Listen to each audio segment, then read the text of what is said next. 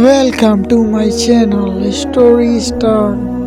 दो चालाक बहुएं और परिवार। रात को 11:05 बजे एक घर में दो बहुओं के होते हुए भी सास बर्तन साफ कर रही थी। तभी बर्तनों की आवाज़ से परेशान होकर बड़ी बहू ने अपने पति से कहा कि जाओ अपनी माँ को मना करो कि इतनी रात को बर्तनों को साफ ना करें। रोज रोज तुम्हारी माँ की वजह से हमारी नींद खराब होती है। साथ ही रोज सुबह तुम्हारी माँ सुबह 5 बजे ही उठ जाती है, फिर पूजा पाठ करना शुरू करके हमारी नींदों को खराब करती हैं। अब ना ही रात को चैन और ना सुबह को। अब जाओ भी क्या सोच रहे हो? तुम्हारी माँ को मना करो। तभी उसका पति खड़ा होता है और रसोई की तरफ जाता है। रास्ते में छोटे भाई के कमरे से भी वही आवाज़ सुनाई देती है। जो बातें उसके कमरे में हो रही थी, तभी सब कुछ सुनकर वो छोटा भाई के कमरे का दरवाज़ा बजा देता है तो कुछ उसका छोटा भाई बाहर आता है। फिर दोनों भाई मिलकर अपनी माँ के पास रसोई घर में जाते हैं और अपनी माँ के बर्तन साफ करने में मदद करते हैं। उनकी माँ उन्हें बर्तन साफ करने से मना करती है, पर बेटे अपनी माँ से बहुत प्यार करते थे। उन्होंने कहा कि माँ आप आराम कर लीजिए, हम धो लेंगे बर्तन। तब उनकी माँ ने कहा कि बेटा इससे अच्छा तो तुम ये सब काम करने के लिए अपनी पत्नियों से भी कह सकते थे, मगर वो तो पूरा दिन टीवी और मोबाइल देखती रहती हैं। तुम उनसे कुछ कहते क्यों नहीं? तब उनका बड़ा बेटा बोला कि माँ एक सच्चा इंसान वही है जो बिना बोले ही समझ जाए और अपनी सास के काम में हाथ बटाए। हम उनसे बार बार काम के लिए नहीं कहेंगे, क्योंकि दो बातें सुनकर काम करने वाले इंसान नहीं जानवर होते हैं। आपने हमारी शादी करवाई और हमने कर ली, मगर माँ आप ही ने तो कहा था कि माँ को माँ की जगह मानो और पत्नी को पत्नी की जगह। और रही बात घर का काम करने की, तो एक दिन हमारी पत्नियाँ सारा काम बिना बोले ही जरूर करेंगी। और वैसे भी माँ, अगर मान लो कि हमने उन्हें काम करने को कहा और उन्होंने मना कर दिया, तो शायद हमें गुस्सा भी आ सकता है और घर में झगड़ा भी हो सकता है। इसलिए माँ, जब उनका मन करेगा तो वो खुद ही काम करेंगी। बाकी हम दोनों बेटे हैं ना आपके साथ।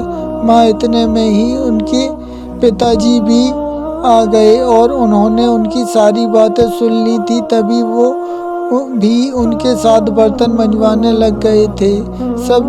ये सब देखकर उनके दोनों बेटे हंसने लगे। तो पिता ने कहा, भाई हंस क्यों रहे हो? मैंने तो भी बचपन में बहुत बर्तन मांजे हैं। अब सारा काम हो गया था तो दोनों बेटे अपने अपने कमरे में चले गए। तब उनकी पत्नी ने पूछा कि तुम्हें इतनी देर कैसे लग गई? तो उसके पति ने कहा कि हम दोनों भाई अपनी माँ के साथ बर्तन मंजवा रहे थे और साथ में पिताजी भी आ गए थे। इस बात से उनकी पत्नियां बहुत चिढ़ गई थी, लेकिन फिर उनको थोड़ा बुरा भी लगा कि उनके होते हुए भी उनके पति को घर के काम करने पड़ रहा था। फिर वो सभी सो गए। अब सुबह के 6 बजे ही उनकी माँ, पिताजी और उनके दोनों बेटे उठ गए और वो सब सुबह सुबह घर में ईश्वर की आरती करने लगे। तभी आरती की आवाज़ सुनकर उनकी पत्नियों ने कहा कि ये बुढ़िया भी ना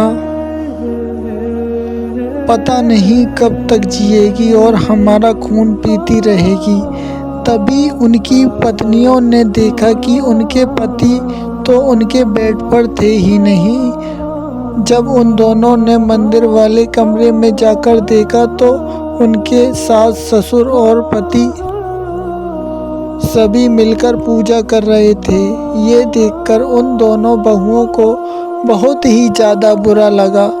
तभी उनके पति ने उनको देख लिया और कहा कि अरे तुम इतनी जल्दी क्यों उठ गई, जाओ सो जाओ, अभी तो 7 ही बजे हैं।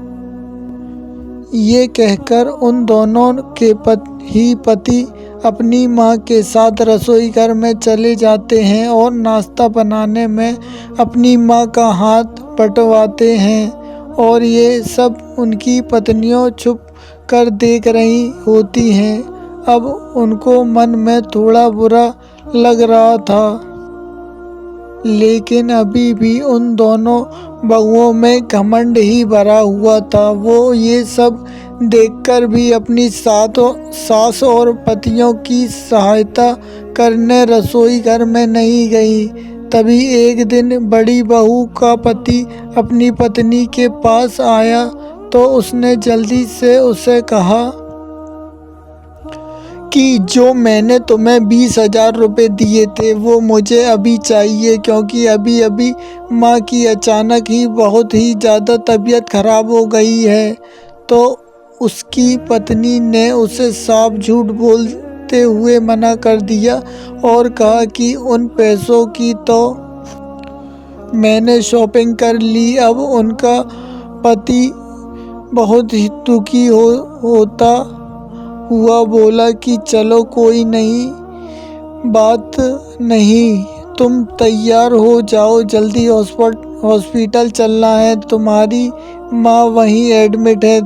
तब उनकी पत्नी बहुत ही ज़्यादा चौंकती हुई बोली कि क्या मेरी माँ की तबीयत खराब है? तो उसके पति ने कहा कि हाँ तुम जल्दी करो, मुझे पैसे का भी इंतज़ाम करना है। तभी उसकी पत्नी आंखों में आंसू लिए बोली कि मैंने तुमसे झूठ कहा था कि 20,000 रुपये की मैंने शॉपिंग कर ली है।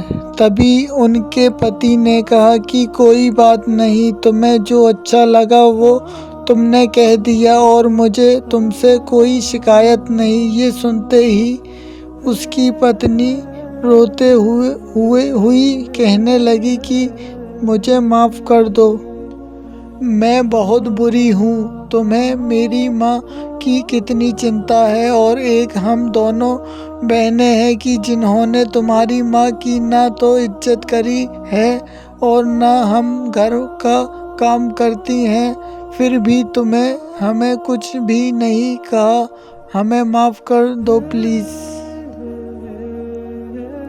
तब उनके पति ने कहा कि मैं तुमसे बहुत प्यार करता हूँ, इसलिए मैं तुम्हें नहीं डांट सकता, और रही बात घर का काम करने की, वो तुम्हारी मर्जी है, जैसा तुम हमेशा प्यार करती हो वैसे ही करो। और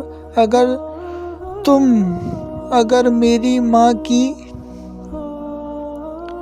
इज्जत नहीं भी करोगी तब भी मैं तुम्हारी माँ की इज्जत ज़रूर करूँगा। ये कहकर उसका पति चला गया। तभी उसकी छोटी बहन भी आ जाती है और दोनों बहनें मिलकर बहुत ही रोती हैं और बहुत पछताती भी हैं।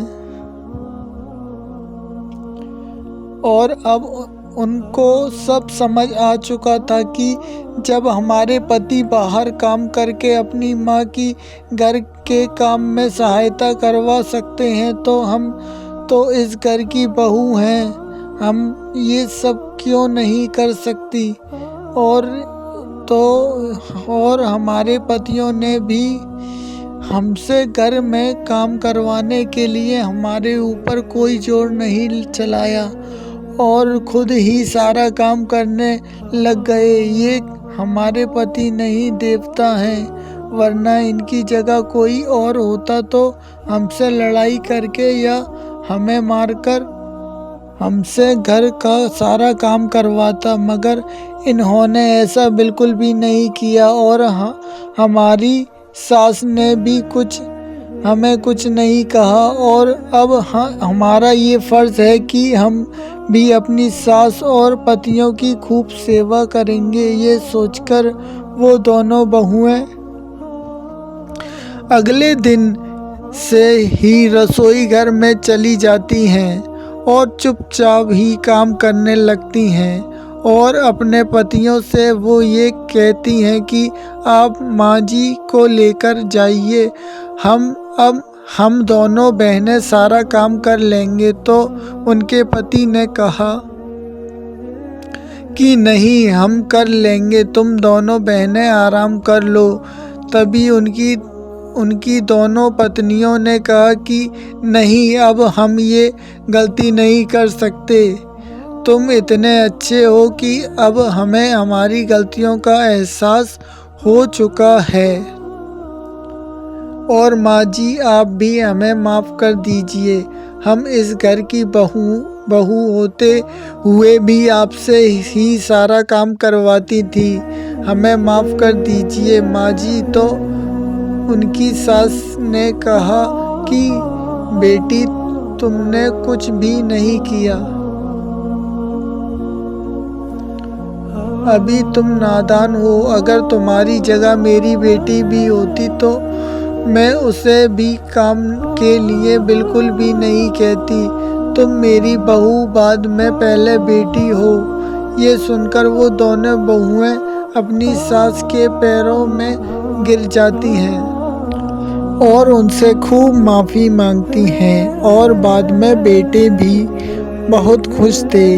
वो दोनों ये सोचकर खुश थे क्योंकि उनको अपनी पत्नियों से लड़ाई भी नहीं करनी पड़ी और वो सुधर भी गई। तो दोस्तों, क्या आप भी ऐसे ही पति हो जो अपनी पत्नियों से बिल्कुल लड़ाई भी ना करें और उनकी पत्नियां भी सुधर जाएं और घर में शांति भी बनी रहे? कमेंट में ज़रूर बताना, मैं आपके कमेंट का इंतज़ार करूँगा। धन्यवाद।